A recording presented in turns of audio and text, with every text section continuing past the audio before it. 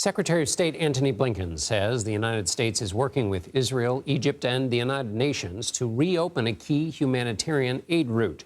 The Rafah crossing sits on the southwest border shared by Egypt and Gaza. It's the only access route not fully controlled by Israel.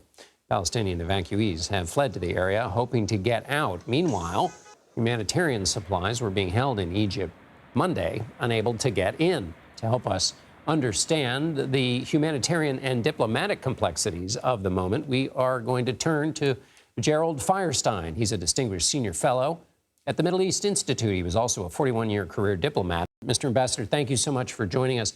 What's your understanding of what's holding up aid at the Rafah crossing?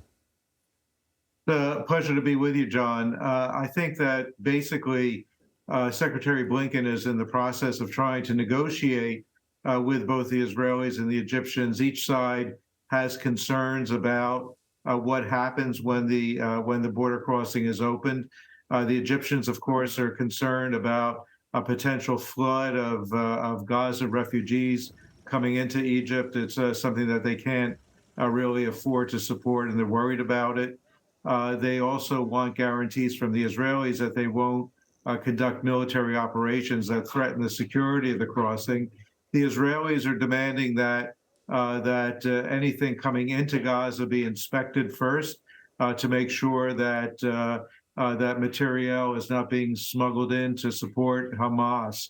And so these are complicated negotiations. The secretary is trying to work through them, and eventually he'll get a deal. But sometimes these things take a little bit of time. I'm going to ask you, this is not a fair question I'm about to ask you because it could take you, a month to answer it. But can you give us a sense of the kinds of diplomatic complexities that the Biden administration is having to manage right now on all the different diplomatic fronts that they have to deal with? You're right. There are a number of different moving pieces here. I mean, one, of course, we just talked about, which is trying to make sure that humanitarian relief supplies get in to the people in Gaza, and that we get particularly Palestinian Americans out, but also others. There is also, of course, the major concern that your correspondent talked about before, which is trying to make sure that neither Hezbollah nor Iran open a second front in the north of Israel. And that, of course, has also engaged Secretary Blinken in his discussions with our counterparts, our partners in the Middle East. And then also, of course, Secretary Blinken needs to be thinking about how to go forward from here. This military operation is going to go on. It's going to take some time, although I think perhaps less time than some of the Israelis are speculating. But it's going to take some time. But then there's the day after.